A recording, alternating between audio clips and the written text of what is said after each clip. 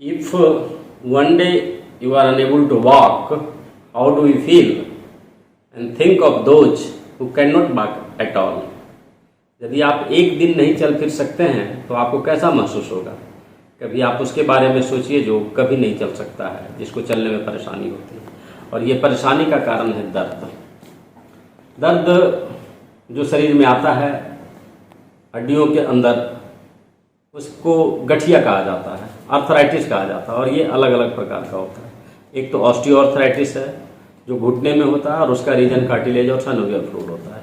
दूसरा एक सबसे ज़्यादा जो परेशानी करता है वो रिमेटाइड अर्थराइटिस होता है। आज हम उसी के बारे में आपसे बात कर रहे हैं, रिमेटाइड अर्थराइटिस के बारे में।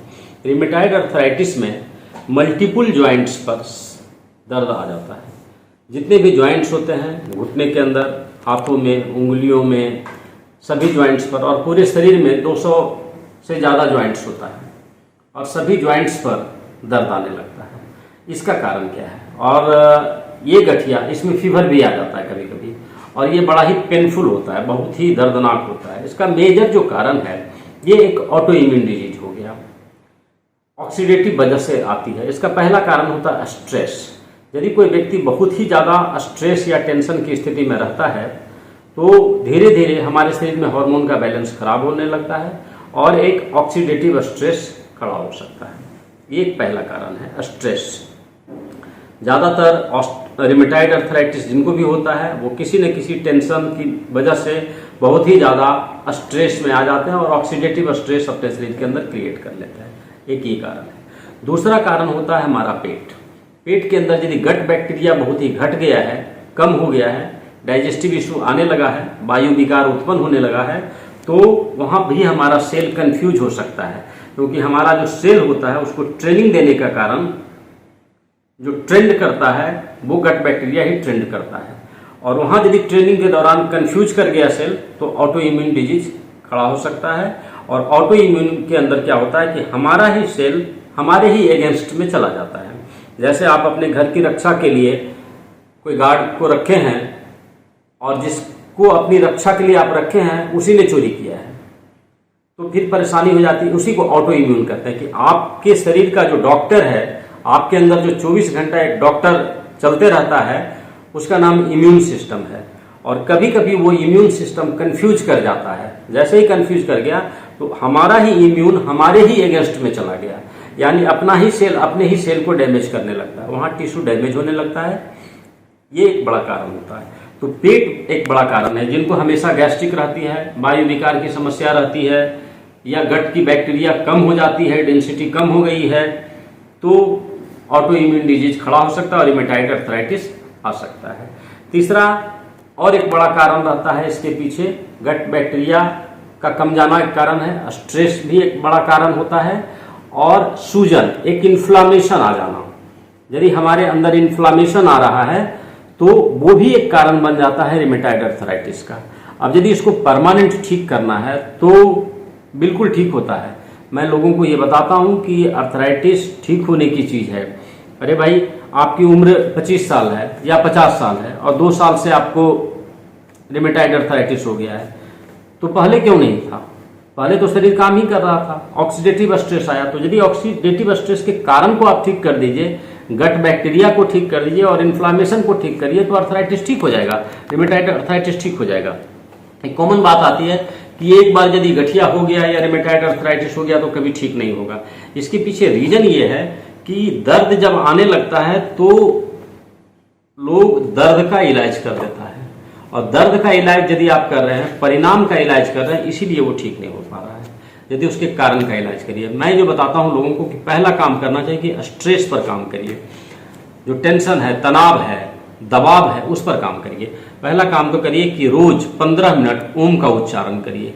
आंख बंद करना है, मोबाइल बंद करना है, लाइट बंद करना और ओम का उच्चारण करना है। जब आप ओम का उच्चारण करिएगा आपके ब्रेन में 432 हर्ट्ज की फ्रीक्वेंसी डेवलप करने लगेगी, हार्मोनल बैलेंस ठीक होने लगा, स्ट्रेस धीरे धीरे कम होने लगेगा। दूसरा, अपने डाइट में हमेशा ओमेगा 3 और ब्राह्मी का सेवन करना चाहिए। निश्चित तौर पर यदि आप ओमेगा और ब्राह्मी का सेवन कर रहे हैं तो स्ट्रेस का लेवल धीरे धीरे कमते चला जाएगा।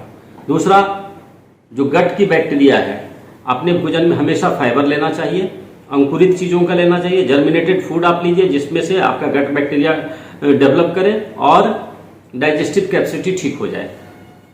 2 काम ये करना है। तीसरा काम, हमेशा ठंडे चीज़ों से बचना चाहिए। जैसे फ्रिज का सामान, अक्सर आप देखिएगा लोग फ्रिज का ही सामान लेते हैं। सपोज करिए कि आप फ्रिज में एक थर्मामीटर लेके जाइए, तो थर्मामीटर जैसे ही फ्रिज के अंदर जाएगा तो टेम्परेचर 0 दिखा देगा, और उसी थर्मामीटर को बाहर में निकाल के आप अपने शरीर में लगाइए तो आपका डिग्री 96 दे देगा। यानी आपके और फ्रिज के बीच में टेम्परेचर 96 डिग्री का डिफरेंस है टेम्परेचर का। हम लोग क्या करते हैं, अक्सर फ्रिज का सामान ले लेते हैं, ठंडे चीज़ों को ले लेते हैं, इससे बचना चाहिए। जिनको हो गया है रिमेटॉइड आर्थराइटिस, उनको बिल्कुल ठंडी चीज़ें नहीं लेनी चाहिए, खट्टा चीज़ भी नहीं लेना चाहिए। जैसे कोई भी अचार है, खट्टा चीज़ जो है वो एसिड और डेवलप करेगा, वहाँ से बचना चाहिए।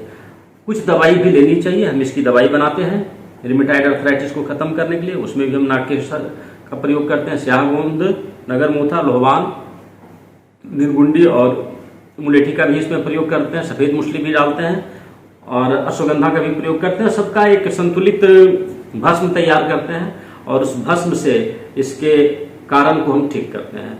जैसे ही ये कारण को आप ठीक करिएगा, लेकिन क्या होता है कि जिनको भी आर्थराइटिस हो जाता है वो डॉक्टर पर डिपेंड कर जाते हैं। दवाई और डॉक्टर 30% ही काम करता है, 70% तो मुझे उस पर काम करना है। जैसे स्ट्रेस है तो ओम कौन करेगा, डॉक्टर तो नहीं कर देगा, पेशेंट को ही करना होगा।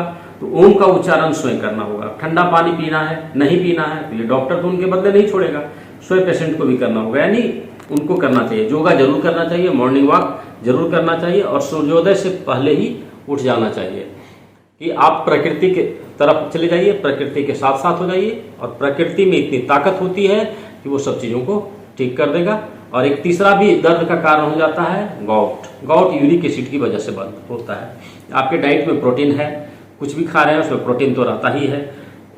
प्रोटीन जैसे ही लीवर में ब्रेक डाउन होता है वो एमिनो एसिड में टूटता है। एमिनो एसिड को डाइजेस्ट कराने का काम विटामिन बी का है। यदि हमारे डाइट में विटामिन बी कम हो गया तो डाइजेशन हमारा खराब होने लगेगा, और जब डाइजेशन खराब होने लगेगा, प्रोटीन डाइजेस्ट नहीं होगा, तो प्रोटीन जो यूरिक एमिनो एसिड है वो कन्वर्ट हो जाएगा, बाई प्रोडक्ट जो उसका बनेगा वो यूरिक एसिड बनेगा, और यूरिक एसिड जाकर के ज्वाइंट्स में जमा होने लगेगा। जनरली वो पैर की उंगलियों में जमा हो जाता है, तो वहाँ पर गाउट का रूप ले लेता है और सूजन ले आता है, दर्द होने लगता है यूरिक एसिड की वजह से। यूरिक एसिड को ठीक करना चाहिए, तो यूरिक एसिड के लिए बहुत सारी दवाइयाँ होती है जो आप उसको लेकर के ठीक कर ले सकते हैं। हम भी उसकी दवाई बना के देते हैं। एक बार ठीक हो गया तो फिर इस बात का ध्यान रखना है कि अंकुरित चीज़ों को जरूर लिया करिए। डाइजेस्टिव कैपेसिटी यदि खराब हो गया तो रिमेटॉइड आर्थराइटिस या गाउट जैसी समस्या आ जाती है। ऑस्टियोआर्थराइटिस का एक अलग कारण होता है, लेकिन रिमेटॉइड आर्थराइटिस और गाउट का मेजर कारण स्ट्रेस और डाइजेस्टिव सिस्टम है। ये दोनों को ठीक कर दिया जाए, कुछ दिनों के लिए दवाई लीजिए और दर्द मुक्त हो जाइए।